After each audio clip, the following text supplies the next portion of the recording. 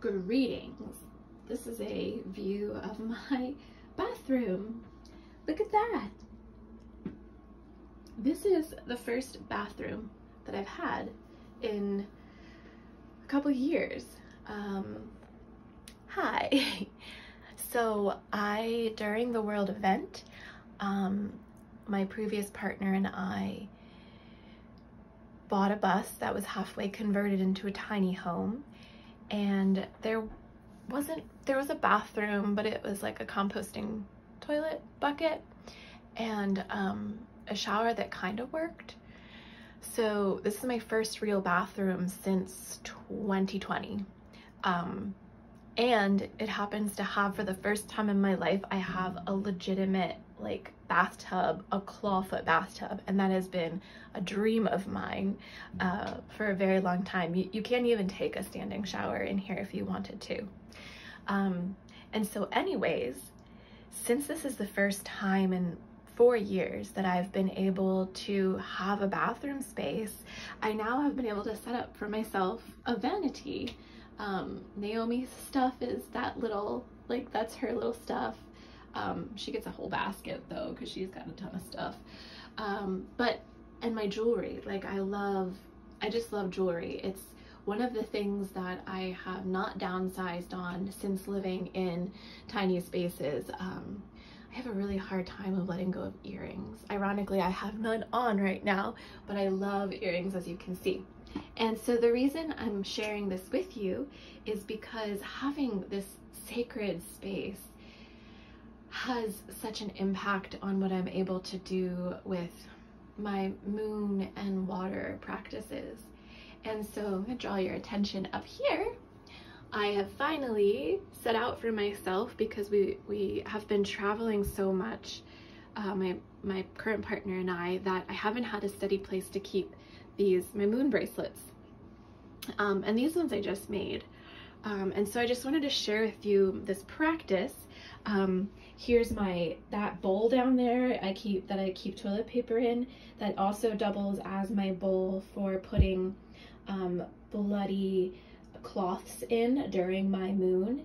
And then I put it in the bathtub. And actually this past cycle, a few weeks ago, Naomi volunteered, like she wanted to help me wring them out, which I thought was like, wow, that's really big to like touch someone else's blood. But I guess I'm her mom, so she came from my blood. She came from those waters. So this is why hang them up, outside of that crazy ladder? Obviously they're hung up in honor to what they symbolize, but also it's a visual exercise for me and Naomi and Michael as they come into the bathroom, and they're in this space that,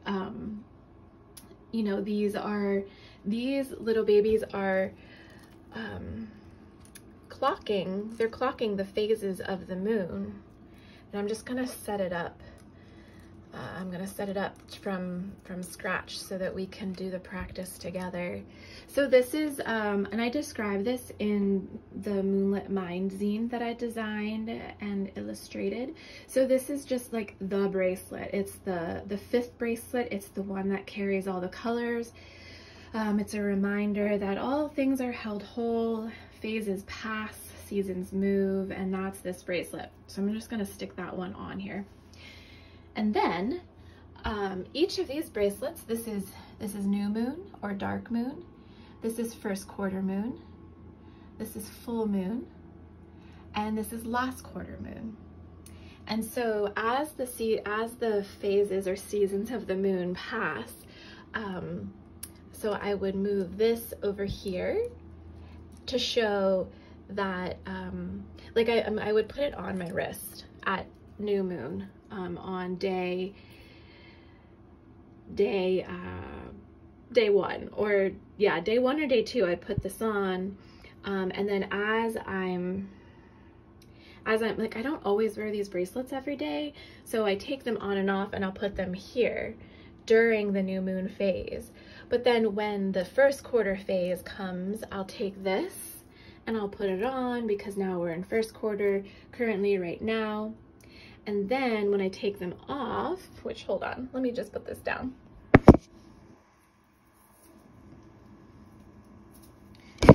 when I take them off,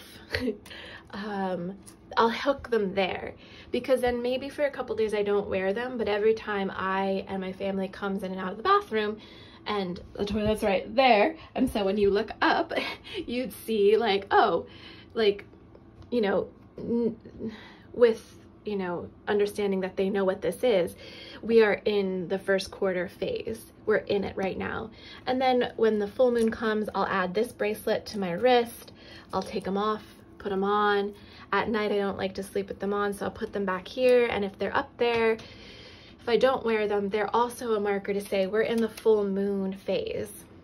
And so on and so forth until all of them are right here, including this one on my wrist. And that shows the accumulation of energy that needs to be released. And then when they get released, they all come down here for day 1 or for dark moon, and then they'll go back up there, and I'll hang them according to their space. And so that is, I have been using these to follow the moon. They are also intended to be able to follow your own personal moon. So when all the bracelets were down there, and they're down and they're being released, and they're being like, this is kind of an altar. I haven't had a lot of time to spend making this a very sacred space, although this is rose water here. And this is an old, like very, very old, I've had this for 15 years, hair clip. And that's witch hazel. So anyways, so taking them down and charging them on the altar before they go back up. And so on day 1 of a bleed, like on your first day of bleeding, they would go down here and they would charge on the altar for a day.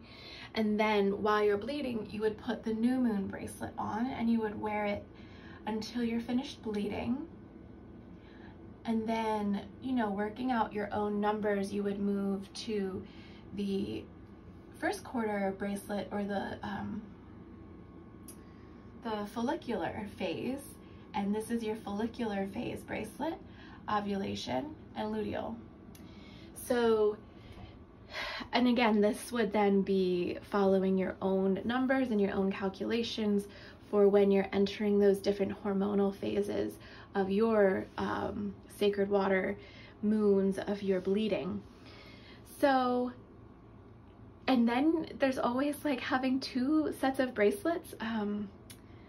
Oh darn, my other set of bracelets are in the curio cabinet, but I also have like fabric, easy slip-on, slip-off fabric bracelets.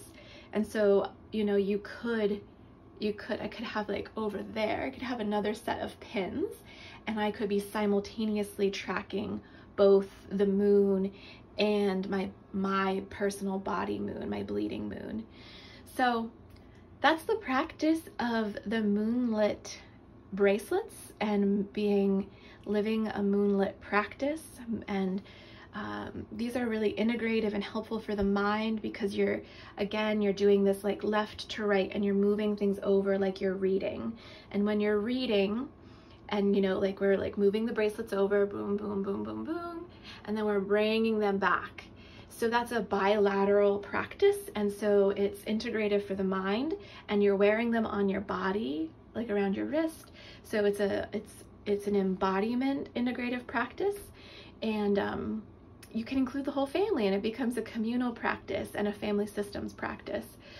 And so this is just one of many practices that helps keep me and my family, as I open and educate them.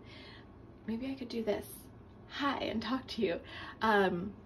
Helps me keep myself and my family in flow with the very real moon influences that are in our daily lives, and helps me stay on my toes in regards to being in and out of the matricity paradigm, and also being in tune and aligned with the creatricity paradigm.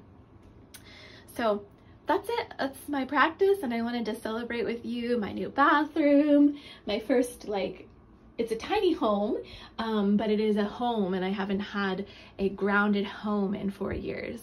So more to come as we get more and more grounded in our new home, and I find spaces and ways to keep creating content and course material to share with you.